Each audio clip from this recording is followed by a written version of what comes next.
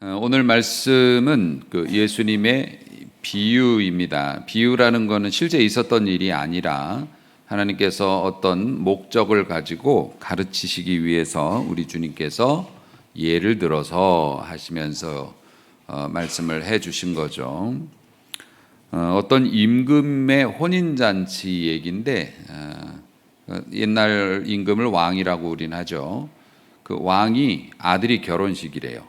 그러면 엄청 큰 국가 행사 아닙니까? 그래서 그 왕이 정한 사람들에게 초대장을 보냈습니다. 이거 큰 행사니까 와서 너희들이 잔치에 참여해서 축하를 해주라. 그런데 이 초대장을 받은 사람들의 반응이 별로 안 좋았던 모양입니다. 그래서 이 사람들이 오는 걸 싫어했대요. 부담스러워했다는 겁니다. 기분 나쁘잖아요. 우리 귀한 행사인데 내가 가까이 있는 사람들 또 좋은 사람들 초대장 보냈는데 받아가지고 나는 그날 밭에 일하러 가야 되는데요. 이러고 저는 곤란합니다. 이러고 어떤 사람은 사업상 만날 사람이 있어가지고 나는 사업하러 가야 되고요. 어떤 사람은 다른 일이 있다고 그러고 또 어떤 사람은 이런 걸 가져왔냐고 그걸 심부름한 사람을 때렸어요. 그리고 어떤 사람은 그 심부름하러 전화로 온 사람에게 시비를 걸다가 그 사람을 죽였어요. 이런 일이 벌어졌습니다. 이 왕이 처음에 이 사람들이 나 별론데 라고 얘기했을 때 모든 것을 다 갖췄으니까 그냥 오시면 된다고 했는데도 그런 반응을 보이니까 왕이 진노를 했죠. 그래서 군대를 보냈습니다. 군대를 보내서 살인자들을 다 죽이고 그 마을을 불태우고 아주 박살을 냈습니다. 그리고 나서 다른 종들에게 걔네들은 우리 잔치에 합당하지 않으니까 이제부터 길에 나가서 만나는 사람, 오늘 그 말씀에 보면 악한 자나 선한 자나, 악한 자든 선한 자든, 다시 말해서 아무든지 누구든지 만나는 대로 다 데리고 들어와라.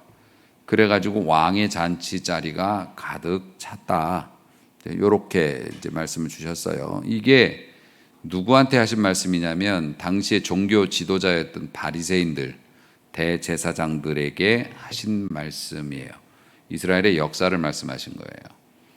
하나님께서 천국을 예비하시고 천국에 관해서 알려주신 거예요. 천국에 초대장을 보낸 게 누구냐면 구약시대의 선지자들, 하나님의 나라를 증거한 사람과 또 지금 오신 예수님이 하나님의 나라, 천국의 잔치가 벌어지지 않습니까? 천국이 좋은 곳이잖아요. 그래서 그 나라를 선포하는데 선지자들을 핍박하고 죽였단 말입니다. 이스라엘 민족이. 그리고 지금 오신 메시아 예수님도 예수님으로 메시아로 인정을 안 하고 지금 메시아를 죽일 계획을 세우고 있었어요. 대제사장들이랑 이 사람들이. 예수님이 그걸 아셨죠. 당연히 아시죠. 그래서 그 사람들 들으라고 지금 이런 비유를 하신 거예요. 심부름을 좋은 자리에 초대하라고 좋은 소식을 가지고 온 사람들을 핍박하고 죽이고 이리 빼고 저리 빼고.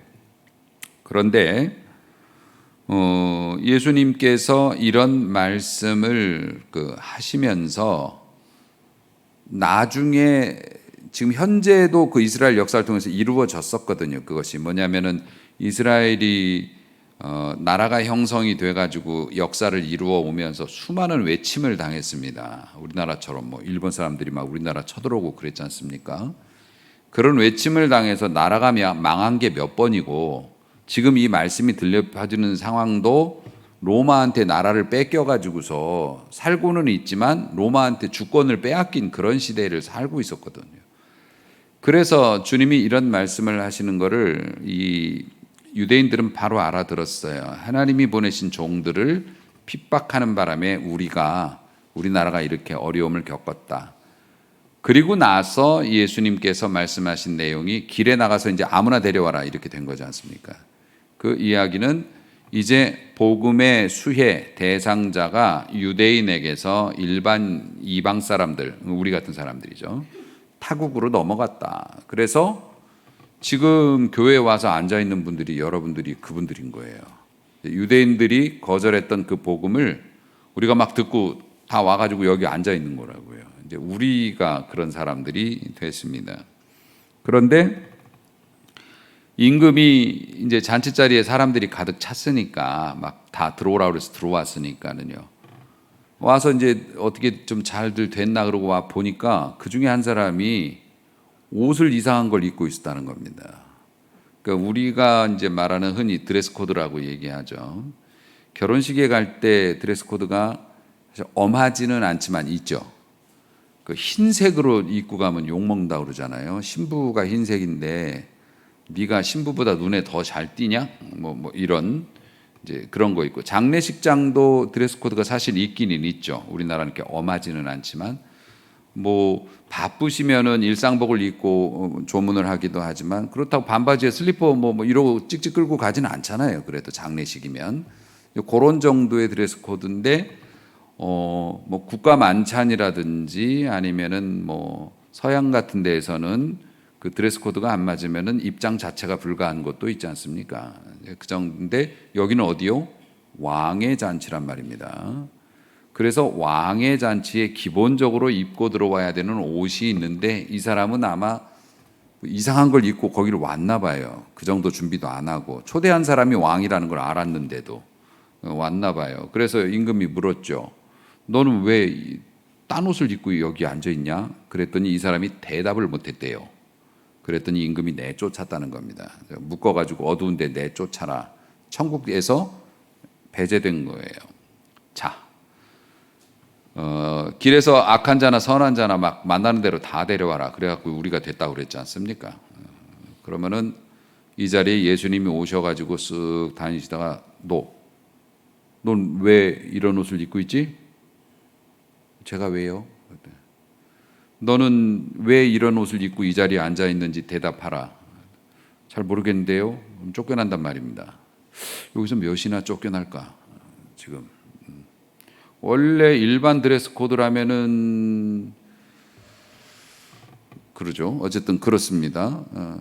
근데 이게 하늘나라 천국에 맞는 옷차림이 있다는 겁니다. 근데 이제 물론 여러분들이 어린 아기가 아니기 때문에 이게 우리가 말하는 이런 옷이 아니라는 건 이미 알고 계실 거예요. 천국의 드레스 코드가 있다는 거예요.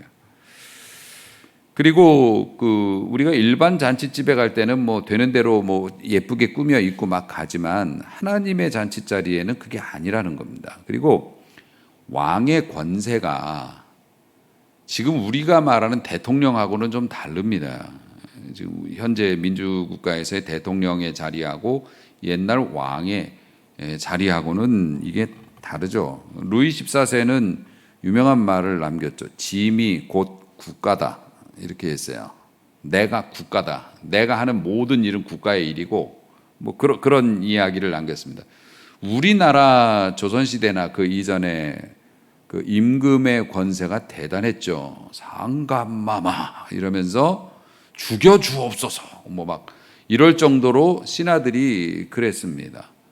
그런데 요즘에는 뭐 대통령이나 이런 사람들한테 우리가 그렇게 하지는 않죠. 그렇게 하지는 않습니다만은 예전의 왕의 권세, 특히 성경에 나타난 중동 고대 근동의 국가들의 그 왕들의 권세는 심지어 다니엘서를 보면 얼굴을 이렇게 굳게 하고 찡그리고 있어도 사형이 가능했단 말이에요. 그러니까 부르지 않았는데 가도 사형이 가능했고, 예, 에스더서 같은 거 보면 그렇지 않습니까? 임금이 부르지 않았는데 나타나면 또 뭐요? 그래서 사형하면 사형이 가능한 살벌해죠. 다니엘 같은 경우에도 임금님에게 술을 따르는 게 자기 직책인데 술을 따를 때 임금님이 아니다 뭐죠?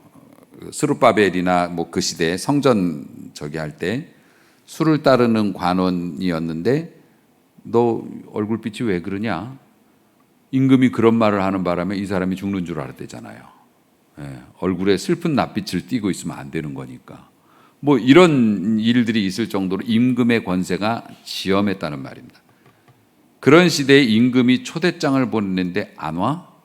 게다가 임금이 보낸 심부름꾼들을 능멸하고 뭐 심지어는 목숨을 빼앗아, 이건 용서받지 못할 일이죠.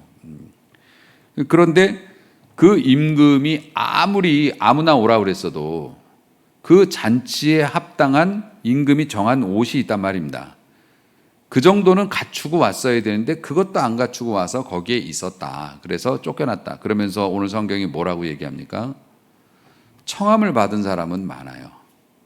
택함 받은 사람은 적다. 그 얘기가 뭔지 아십니까? 교회 와서 앉아있는 사람은 많은데 천국 갈 사람은 적다. 이 말씀이라고요. 그런데 목사님들은, 우리나라 목사님들은 그렇게 설교를 하면 성도들이 자신감 잃어가지고 교회 안 나올까 봐 그렇게는 안 했다고. 누가 예수 믿냐고 그러면 무조건 믿는다 그래. 네 기분과 감정에 상관없이 무조건 믿는다 그래. 그게 믿음이야. 너 믿는다고 하면 천국 가는 거야. 알겠지? 믿음으로 천국 가잖아. 그러니까 무조건 우겨, 믿는다고. 이게 우겨서 될 일이 아니잖아요. 내가 믿는다고 말만 하면, 내가 죄 없다고 말하면 죄 없는 거예요? 아니잖아요. 내가 엄마 사랑한다고 하면 사랑하는 거예요? 말만 사랑한다고 그러면서 말도 안 듣고 엄마 도와주지도 않고 그런 건 아니지 않습니까? 그러니까 이게 우겨서 될 일이 아닌데, 보통 목사님들은 이게 엄하게 여기 앉아있는 모든 사람이 다 천국 가는 거 아니에요? 여기에서도 가는 사람이 적다고요? 이렇게 말하면 교인들 떠날까 봐 위로하느라고, 예수 믿으면 천국이죠. 믿습니까? 아멘 해보세요. 아멘 했죠? 다 가는 거예요. 뭐 이런 식으로. 그거를 유대인들이 그랬단 말입니다. 그러니까 유대인들이 이 예수님을 핍박하거나 선지자들을 핍박했던 그 이유가 있었어요. 이 사람들도 사정이 있다고요. 유대인들이 무슨 악마라서 그런 게 아니라, 유대인들은 하나님이 자기네 나라만의 하나님이라고 생각을 했습니다. 또 그도 그럴 것이, 자기네 나라가 생긴 것 자체가, 없던 나라가 생긴 것 자체가 아브라함이라고 하는 사람을 하나님께서 불러내셔가지고, 내가 너의 하나님이 되고 네가 나를 하나님으로 섬기면 너 지금 자식 없지? 100살이 가까운데 자식 없잖아. 내가 너에게 자식을 주고 네 후손이 바닷가의 모래와 하늘의 별처럼 셀 수 있어 없어? 못 세죠. 그렇게 많아지게 해줄 거야. 너로 나라를 이루게 해줄 거야. 나 따라갈래? 그래가지고서 갈대아 우르 지방에 있던 이 사람을, 그 가족들에게 보따리를 싸가지고서 정착을 시켰어요. 이사를 시켜서 정착을 시킨 게 지금 이 예루살렘에 있는 이 가나안 땅, 지금 이스라엘 땅, 거기로 정착을 시키셨단 말이에요. 거기에서 아브라함, 이삭, 야곱, 그리고 야곱의 12아들을 통해서 12의 지파가 생기고 민족이 형성되지 않습니까? 이집트에 가가지고서 출애굽하고 뭐 이래가지고. 그러니까 이스라엘 백성은 생성 자체가, 우리 민족이 생긴 것 자체가 하나님이 우리를 선택하셔서 우리의 하나님이셨고, 실제로 가나안 정복 전쟁할 때도 하나님께서 도와주셔서 우리가 이런 모든 걸 했기 때문에 하나님은 우리들의 하나님이지 우리 백성이 아닌, 유대인이 아닌 다른 나라의 하나님은 아니라고 생각을 했다고요. 심지어 이 사람들은, 이방인, 자기네 나라 사람 아닌 사람들은, 사람은 사람이어도 저것들은 나중에 지옥의 불쏘시개라고 생각했단 말이에요. 지옥의 땔감이라고. 이제 그렇게 생각을 했고, 이 사람들이 메시아가 올 것이라는 것은 확실해요. 메시아 대망 사상이 있어요. 그런데 메시아가 오시면 뭘 하느냐면은 우리를 괴롭히고 있던 적들을 물리쳐 주실 것이라는 것이 메시아의 주된 업무라고 생각을 했어요. 이 사람들은 말씀을 곡해한 거죠. 그런데 생각을 해보면 하나님께서 이스라엘 민족만 창조하신 게 아니라 모든 인간을 창조하신 거 아닙니까? 그러니까 하나님 입장에서는 모든 이 땅에 사는 사람이 다 하나님의 백성이고 자녀인데, 그러니까는 첫째, 둘째, 셋째, 넷째 이렇게 자식을 낳았는데, 유독 첫째나 뭐 둘째나 셋째가 나만 우리 아버지 자식이고 니네들은 다 쓸데없는 쓰레기들이야 이러면서 계속 고집 부리고 있는 거하고 똑같은 거죠. 아버지 입장에서는 모든 사람이 구원 얻기를 원하시는데, 그래서 예수님께서 이 땅에 오셔서 이제 말씀을 주시면서 요한복음 3장 16절이 그렇지 않습니까? 하나님이 세상을 이처럼 사랑하사 독생자를 주셨어요. 독생자를 주신 이유는 누구든지 그를 믿는 자는 멸망하지 않고 영생을 얻게 하시려고. 여기까지는 괜찮아요. 그런데 그 다음이 문제예요. 하나님께서 그를 이 세상에 보내심은 심판하려 하심이 아니요 모든 사람을 구원하게 하려 하심이라. 여기서 유대인이 걸린 거예요. 왜 모든 사람이야? 우리나라 사람이지. 그러니까 유대인들 입장에서는 메시아가 나타나면 지금 우리의 당면 문제를 해결해 줄 거라고 생각을 하는 거예요. 메시아는 그런 존재로 이해했단 말이에요. 왜냐하면 우리 하나님이고 우리를 괴롭히는 사람들, 아버지가 오면 애들 괴롭히는 거 다 물리쳐 줄 거 아니에요. 그러니까는 현재 예수님이 오셨을 때 본인이 메시아라고 주장을 했어요. 그리고 설득력도 있었어요. 왜냐하면 메시아가 어디서 태어날 건지도 예언이 돼 있잖아요. 그게 어디예요? 유대 땅 베들레헴. 예수님이 거기서 태어나시단 말입니다. 그리고 예수님이 기적도 막 베푸시고 오병이어의 기적 멋지잖아요. 그러니까 모든 면에서 메시아의 그 면모를 다 갖추고 있는데 바리새인들도 그래서 기대를 많이 했다고요. 당신이 메시아냐고. 그런데 딱 한 가지 채워지지 않는 게 뭐냐면, 메시아는 원래 와가지고서 우리 민족을 괴롭히는 애들을 혼내주는 게 메시아 아니야?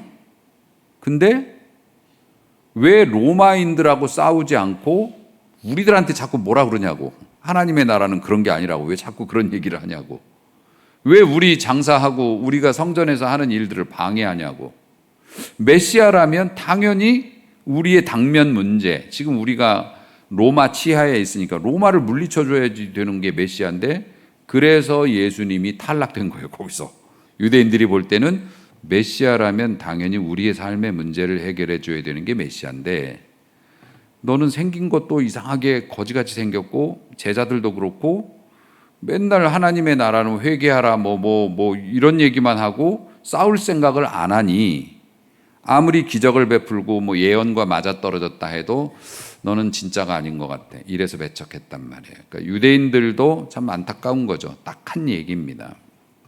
그런 사정이 있었는데 결국에는 예수님께서 이 땅에 오셔서 하신 일들 보면 자꾸 유대인들에 대해서 잘못했다고 얘기하니까 이게 자존심 상하기도 하고, 당시에 정권을 쥐고 있던, 그 대신 거기는 종교적인 것이 정치를 지배하던 시대였기 때문에 대제사장이나 이런 사람들이 자꾸 성전에 가서 드립다 제사만 드린다고 천국 가는 거 아니다 이런 식으로 얘기를 하니까, 제사를 통해서 재물을 바치면 제사장들이 그거를 대부분을 가져갔단 말이에요. 이게 월급으로 가져갔단 말이에요. 양을 바치면 대부분의 고기들을 나눠서 가져간단 말입니다. 이게 수입인데 이거를 자꾸 방해하니까 없애자, 이렇게 됐단 말입니다.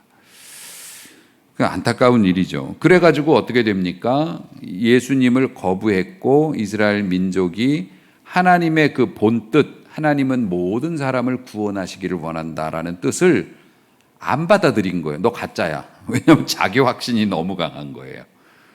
신앙생활은 이런 것, 메시아는 이래야 돼. 자기들이 알고 있는 거에 틀에 안 맞으면 하나님이 무슨 말씀을 하셔도 안 받고 다 배척을 했다고요. 그동안 그렇게 살았단 말입니다. 괴물이 됐던 거죠. 그게 우리가 아이고 유대인들 참 멍청하네, 예수님이 오셔서 눈앞에서 말씀하시는데도 그걸 안 받아들여 라고 말할 게 아니라 지금 우리가 그렇단 말입니다. 여러분, 우리 교회뿐만 아니라 이제 우리 개신교뿐만 아니라 대부분의 이제 기독교 개신교 신앙을 가진 교회들에서는 굉장히 열려 있죠. 열려 있어서 예수 믿으면 구원받아요, 예수 믿으면 복받아요. 이게 우리나라 교회 부흥의 원동력이었단 말입니다. 그러면 믿는다는 거는 그냥 인정하면 믿는 걸로 인정해 줬어요. 과연 그럴까? 여러분, 우리가 교회를 다니면서 원하는 게 뭡니까? 그러니까 기독교 신앙을 선택을 했어요. 교회를 다니기로 했어요. 하나님이 좀 도와주셨으면 좋겠다. 천국도 천국이지만 내가 교회 다니고 기도하고 그러면 안 됐던 것도 좀 잘 되고, 좀 돈 못 벌던 것도 좀 잘 벌게 되고, 재앙이 와도 나는 좀 비껴가고 그랬으면 좋겠는데, 덜컥 뭐 어려운 병에 걸리거나 아니면 뭐 삶에 고통스러운 일이 생기면 유대인들하고 똑같은 생각을 하는 거예요. 뭐야? 교회 다니면, 기도하면, 메시아가 오면 우리의 삶의 어려운 문제들을 해결해 줘야 되는데, 내가 교회를 다니고 기도하고 헌금을 얼마를 했는데 내가 이런 병에 걸려? 이렇게 되는 거예요. 그리고 교회 다니면 구원받는다고, 교회 앉으면 구원받는다고, 세례 받으면 구원받는다고. 여러분, 세례라는 게 물론 어른들은 본인이 이제 인정을 하니까 자기 머리를 내어주는 거 아닙니까? 목회자가 손을 얹을 수 있도록. 뭐 그것도 믿음은 믿음인데, 솔직히 군대에서는 초코파이 하나 때문에 세례받은 사람들 많잖아요. 예. 절에서는 초코파이 주고 교회에서 햄버거 준다고 그래가지고 그날 갔다가 세례받은 사람들 많다고요. 지금도 있고. 심지어는 제가 목회할 때 어떤 분이 세례 다시 받고 싶다고. 왜요? 진중 세례를 받았대요. 군대에서 그냥 그렇게. 그때는 뭐 먹으려고 갔다가 교회에서 얼떨결에 받았는데 아무래도 그때 잘못 받은 것 같다고. 다시 한번 받고 싶다고. 제대로 된 마음으로. 아니라고. 세례는 2번 주는 거 아니라고. 그리고 이제 제가 거절을 했습니다만은, 세례 받으면 천국 갑니까? 지금 이 자리에 앉아 있는 분들 다 그냥 자동 천국이에요? 그럼 유대인하고 다를 게 없는 거예요. 교회 와서 앉아 있다고 다 천국입니까? 아니에요. 초대받아서 잔치에 들어오는 왔지. 선인이든 악인이든. 지금 뭐 교회 들어오는데 뭐 시험 보고 들어오는 거 아니지 않습니까? 그냥 들어온다 그러면 교회는 얼싸 좋다고 등록카드 쓰면 금이야 오기야 하면서 박수 쳐주고 뭐 난리도 아니죠. 옛날엔 전도하면 돈도 줬어요. 금도 막 $1씩 막 주고. 예. 그러면은 교회 와서 앉아 있으면 주기도문 하고 그러면은 다 세례 받고 그러면은 천국 갑니까? 아니라고 말하는 게 되게 어렵습니다. 목회자 입장에선. 그럼요. 천국 다 가겠죠. 믿음이 없으면 뭐 여러분이 뭐 바보예요. 교회 와서 앉아 있게. 물론 그게 틀린 말은 아닐 수 있지만 여기 앉아 있는 게 천국의 보증이 될 수는 없어요. 누구나 잔치에 청함을 받을 수는 있다고요. 와서 앉을 수 있어요. 심지어 신천지도 여기 숨어 있을 수도 있지 않습니까? 우리 교회는 뭐 그럴 수는 없지만은 뭐 볼 일 있어 왔다가 앉아 있을 수도 있어요. 여기 있다고 구원받는 게 아니에요. 그러면은 뭐예요? 천국에 합당한 옷을 입어야 돼요. 드레스 코드가 있단 말입니다. 그 옷이 뭘까요? 제가 정리해서 윗도리 아랫도리 있거든요. 정리해서 말씀을 드리면은 회개와 믿음이에요. 여러분이 이 자리에 아무리 와서 앉아 있고 우리 교회에서 재직이 되고 뭐 당회원이 되고 심지어 목사가 됐어도 천국에 맞는 옷을 입지 않으면 천국에 갈 수 없다. 그것은 회개와 믿음이다. 아니, 믿음이 있으니까 여기 있는 거 아닙니까? 물론 그럴 수 있죠. 그런데 여러분, 믿음이라는 게 훈장이 아니에요. 훈장은 옛날에 받았지 않습니까? 그랬어도 그 훈장은 계속 그 훈장으로 남지요. 근데 하나님의 나라는 그게 아니에요. 옛날에 내가 한번 믿음으로 아니요. 믿음은 갱신되어져 가는 거예요. 살아있는 거란 말이에요. 그래서 살아있는 믿음과 죽은 믿음이 있다고 성경이 말하는 이유가 그런 거란 말이에요.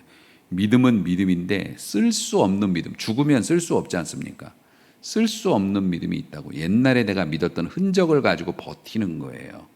유대인들이 하나님 앞에서 옛날의 과거의 영화와 하나님이 우리 민족을 지켜주셨다는 이거 가지고 버티는 것처럼, 옛날에 내가 좋았을 때 했던 뭐 행동들, 내가 뭐 교회를 지어 바쳤다, 성경을 몇 번을 읽었다, 아니면은 뭐 내가 기도를 어떻게 해서 은혜 받았다, 이거 가지고 버텨 갖고는 드레스 코드가 맞지 않는다는 거예요. 물론 교리적으로 한 번 받은 구원은 취소될 수 없어요. 취소될 수는 없지만 성경은 항상 우리에게 당부합니다. 너희의 믿음을 확증하라, 검증해 보라는 거예요. 살펴보라는 거예요. 내 믿음이 시들었는지 상했는지 죽었는지 살았는지 잘 살펴보라는 겁니다. 회개와 믿음, 이 두 가지가 천국의 드레스 코드인데, 회개라는 게 뭡니까? 돌이키는 거예요. 회개는 후회가 아니라고 말씀드렸어요. 내가 괜히 그랬어. 이건 회개가 아니에요. 회개라는 건 먼저 후회를 한 다음에 그 다음에 다시는 그걸 하지 않는 게 회개예요. 후회하는 게 회개가 아니라고요. 그리고 이 회개는 다시 말해서 이 돌이킴이라고 하는 거는 이 프로테스탄트 교회, 개혁 교회라고 그러거든요. 그래서 개신교라고 그러는 거예요. 이 교회를, 우리 같은 교회들을.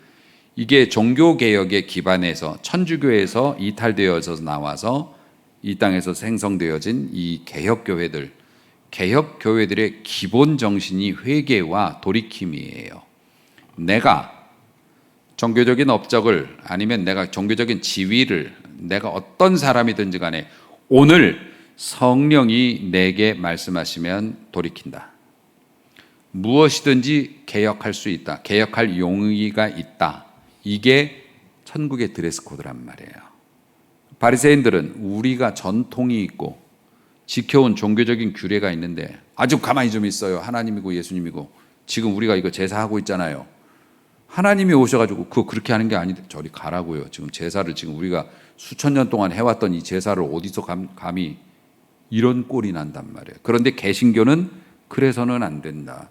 교회가 100년을 지켜온 규정이라 하더라도 세상이 변하고 그런 것처럼 성령께서 아니라 하시면 아닌 거야. 오늘도 이걸 따르는 게 개혁교회고 그게 천국의 드레스 코드였기 때문에 하나님이 기뻐하셔서 이 땅의 개혁교회들을 엄청나게 만들어 놓으셨어요. 그런데 문제는 뭐냐면 문턱이 너무 낮으니까 들어오고 싶은 사람 다 들어올 수 있죠. 들어와가지고 어떻게 됩니까? 우리가 10년, 20년 신앙생활하면서 내가 가졌던 가치관에 매몰돼가지고 참 좋은 말씀이긴 한데 신앙생활은 그렇게 하는 거 아니지. 이러면 안 돼요. 이러면 안 된다고요. 신앙생활은 늘 하나님 앞에 겸손합니다. 그리고 성령께서 우리에게 주시는 지적에 반응합니다. 그리고 내 삶을 돌이킬 능력은 없어도 용의는 있어야죠. 안 되더라도 하나님의 말씀이 맞습니다. 내가 잘못된 것이지요. 내가 바꿔보려 하는데 내 능력이 부족하니 도와주소서. 이게 신앙이죠. 목사님이 젊으셔서 잘 모르셔서 물정을 모르셔서 저렇게 직설적으로 설교하시면 안 되는데 이거 아닙니다. 하나님의 말씀이 옳은 말씀이라면 내 삶이 아무리 오래됐어도 뜯어 고치려고 시도하는 것이 천국의 드레스 코드. 믿는다는 것도 그렇습니다. 여러분 믿습니까 하면 아멘으로 자동으로 튀어나오지만 뭘 믿는데요? 하나님이 살아계시고 하나님이 돌보아 주실 겁니다. 하나님이 여러분을 백성 삼으셨으니 여러분을 버리지 않을 겁니다. 그것을 믿는 여러분들이 왜 죽는다고 그래요? 왜 그 크고 작은 실패 속에서 헤어나오질 못하고 사람을 원망하고 하나님을 원망하면 왜 그렇게 살아요? 하나님이 지켜주시는 거 믿는다면서. 하나님이 내게 안전과 건강을 주시고 내가 돈벌이를 할 수 있도록 기회를 주신다는 걸 믿는 사람이 왜 그렇게 물질에 인색해서 이웃의 어려움에 외면하고 그렇게 돈에 몰입을 해요? 그러니까 여러분, 우리가 믿는다고 하는 것이 우리의 믿음을 저울에 달아볼 수 있어야 됩니다. 깜짝 놀랄 수도 있습니다, 여러분. 자꾸 겁을 줘서 죄송한데 여러분을 위해서 그러는 거니까. 이 부모님들이 이거 잔소리하면서 하는 소리인데 다 너를 위해서 하는 거니까 들어보셔요. 나는 내가 이 정도 교회에서 활동하고 이 정도 직분이 있고 이 정도 교회 다녔고 내가 헌금을 어떻게 하고 뭐 성경을 어떻게 읽고 기도를 어떻게 하니까 예배를 이렇게 드리니까 내 믿음은 괜찮겠지. 근데 이제 내가 죽어서 천국에 갔단 말이에요. 천국의 저울에다가 내 믿음을 이제 달아본단 말입니다. 무게를 달았는데 나는 그래도 한 100kg는 나가지 않을까 했는데 50g 되겠습니다. 이러면 저울 고장 난 거 아니에요. 드레스 코드를 몰랐던 거죠. 어쩌면 우리의 믿음이라고 하는 것이, 믿음은 항상 살아있어야 쓸 수 있는 거지 않습니까? 옛날에는 100kg였던 적이 있었을지 몰라도 오늘 내 믿음을 또 봐야 되는 거예요. 물론 택하신 자들은 버리지 않으신다고 했으니까. 원래 구원받은 사람들의 특징이 뭐냐면, 구원받으면 시험도 안 드냐? 아니요. 구원받은 사람도 실족해가지고 교회를 떠나서 막 10년, 20년씩 방황합니다. 예수 안 믿는 것처럼 살기도 하고 막 그래요. 그런데 다시 돌아오긴 합니다. 돌아오긴 해요. 그러니까 이게 그런 게 있습니다. 여러분들 교회 오래 다니고 성실하게 다닌 사람들은 좀 배신감 느낄 수도 있는데,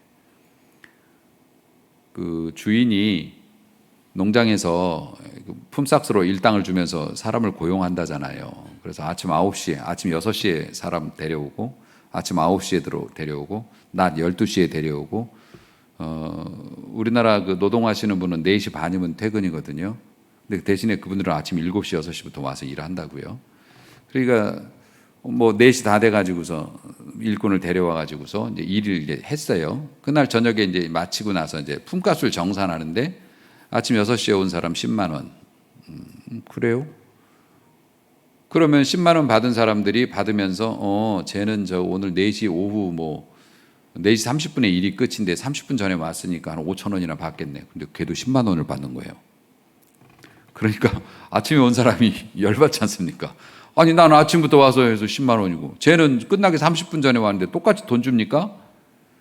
근데 그 주인이 뭐라 그러냐면, 일단 내 돈 갖고 내 맘대로 하는데 네가 뭐냐, 이런 논리이시고, 그리고 천국의 특징이 그렇다고 말씀을 하시는 거예요. 주인이 내 마음대로 하는데, 그러니까 유대인들 같은 경우에도 우리가 율법을 지키느라고 얼마나 애를 썼고 그냥 그 종교적인 열심이 엄청났는데 어디서 하나님을 알지도 못하고 이상한 돼지고기나 먹으면서 순댓국 먹으면서 돌아다니던 애들을 구원 준다고 그러면은 그게 말이 됩니까? 이게 이제 포도원 일꾼의 비유란 말이에요. 그러니까 여러분들이 들으실 때는 나는 교회도 열심히 다녔고 뭐 봉사도 많이 했고 오랫동안 관록이 있는데 내가 천국 저울에 달아보니까 난 1kg인데 교회 나온 지 얼마 안 되는 사람, 저 사람 달아보니까 5kg가 나왔어요. 그러면은 자괴감 느낄 수 있죠. 근데 천국이 그런 곳이래요. 너무 여러분들에게 절망을 주려고 하는 게 아니라 끝까지 얘기를 들어보세요. 그러면은 나중에 간신히 교회 나와가지고서 천국에 이렇게 들어간 사람은 뭐 그러면 땡 잡은 거 아니냐. 제일 좋은 사람이 평생 지 하고 싶은 대로 하고 살다가 죽기 잠깐 전에 회개해가지고서 그냥 예수 믿는 티 딱 내고 천국 가면 좋은 거 아니냐. 아니죠. 일단은 천국에는 상급이 있을 거고 아무리 천국이어도 다 똑같지는 않죠. 거기엔 상급이 있을 거고 하나님의 위로가 또 다를 거고, 또 하나는 뭐냐면 이게 오늘의 이제 주제인데, 천국은 우리가 죽어서만 가는 게 아니에요. 하나님의 나라는 아직과 이미라는 개념이 있어서 아직 우리가 하나님의 나라에 가지는 않았으나 이미 예수님의 뜻대로 믿음으로 사는 순간 이미 하나님의 나라는 여기에 도달했다. 이게 이제 신학의 개념이거든요. 그러니까 일평생 자기 하고 싶은 대로 살다가 죽기 직전에 땡 하고서 저 타임 맞춰서 구원받은 사람은 이 일평생 살아온 동안에 천국을 못 누린 거잖아요. 천국을 못 누렸다고. 사랑하는 성도 여러분, 하나님의 나라의 백성으로 사는 즐거움이라고 하는 게 우리가 완벽하진 않아요. 그리고 천국에는 1톤의 믿음이 있어야 들어가는 곳이에요. 그런데 우리가 평생 아무리 잘해도 500g 쌓기도 어려워요. 그럼 어떻게 들어가요? 천국은 은혜로 들어간다고 했어요. 우리가 믿는다고, 우리가 하나님을 인정한다고 하지만 줄줄 새요. 회개와 믿음이라고 그랬지요. 오늘 회개하고 내일 죄 짓는 게 우리예요. 그러니까 말도 못하게 허접한 겁니다. 우리들은. 그래도 어떻게 해요? 다 떨어진 옷이라도 흰색이 드레스 코드라고 그러니까 흰색으로 가져온 거예요. 근데 여기저기 다 뚫어져 있어요. 흰 신발을 신어야 한다 그러니까 발가락이 나와도 흰색으로 맞춰갖고 간신히 앉아 있는 게 우리들의 모습이라고요. 그러면은 우리 죽어서 천국 어떻게 갑니까? 우리가 흰색을 입어서 가는 게 아니라 그런 우리를 보시고 이뻐서 우리 주님께서 보혈의 보자기로 싸서 안고 들어가는 게 천국이에요. 천국은 은혜로 가는 거 맞아요. 하지만 우리가 주님의 왕의 잔치에 초대된 사람으로서 우리가 왕의 잔치에 걸맞는 옷을 입으려고 애를 쓸 때 왕이 주시는 평소에 먹을 수 없는 진귀한 음식과 왕의 잔치에 참여하는 얼마나 멋있을 거예요. 이걸 누리게 된다는 겁니다. 아직 천국에 우리가 가진 않았지만 이 땅에서 회개와 다시 말해서 변화를 두려워하지 않는 믿음과 회개의 모습을 가지고 살아가면 지금 천국에서 누릴 수 있는 그 복을 여기서도 누리며 산다. 이것이 복음이라고 하는 겁니다. 삶은 매 순간이 두려움과의 싸움입니다. 여러분들 직업을 바꾼다는 게 얼마나 두려운 일입니까? 내가 익숙했던 것들을 버리고 전혀 해보지 않은 것들에 도전한다는 것은 두려운 일이고, 또 내가 익숙한 일을 하면서도 문득문득 두려움에 빠질 때가 있지 않습니까?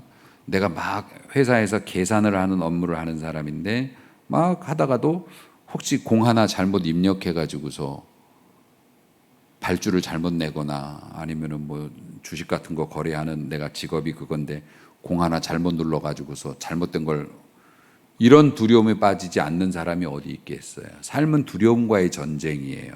그럼에도 불구하고 할 수 있어 하고 나가지 않습니까? 가장들이 그렇고 어머니들이 그렇고 또 그렇게 우리는 살아가지 않습니까?